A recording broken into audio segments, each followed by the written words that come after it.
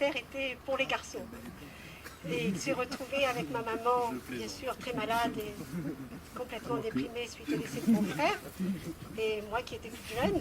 Donc il m'a dit, il faut que tu reprennes, tu resteras à la campagne, tu trouveras un mari, et puis voilà. Même quand on vend dans les AMAP, même quand on vend dans les marchés, c'est sûr, on peut faire plein de choses différentes, mais pour tout maîtriser, il faut être vraiment très fort et il faut être très vigilant. Voilà. Donc, vous travaillez d'entrée de gamme. Alors ici, on en a une, qui est celle-là. Ça a été notre premier produit. Pour vous dire, on était quand même assez inquiets.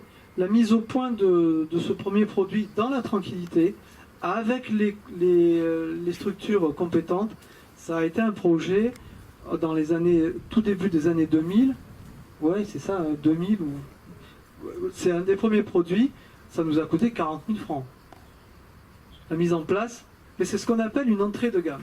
C'est-à-dire que quand vous en avez fait un, vous en faites d'autres derrière. Donc vous vous tranquillisez pour les autres. Après, vous avez, pas que vous avez besoin de personne, mais vous êtes déjà quand même bien rassuré. Pour faire un nouveau produit, d'abord, je vous l'ai dit, il faut avoir la connaissance paysanne. J'ai des fois des collègues qui me disent, je vais faire du pistou cette année. Ok. Mais avant de faire du pistou, il faut que tu fasses du basilic. Et oui. Le basilic, on a quand même des soucis en bio avec le mildiou. Ça aussi, c'est de plus en plus grave. C'est de plus en plus tôt. C'est nuit, vous savez, très humide, avec des températures qui oscillent aux alentours de 25 degrés. Là, bonjour, le mildiou, c'est un charbon qui va se faire sur les premières feuilles du bas. Quand vous avez ça, vous êtes mort, c'est fini. Bon, maintenant, il paraît qu'avec l'huile essentielle d'orange, on arrive à avoir des résultats un peu, à retarder un peu la problématique, mais ça reste quand même une culture difficile à gérer.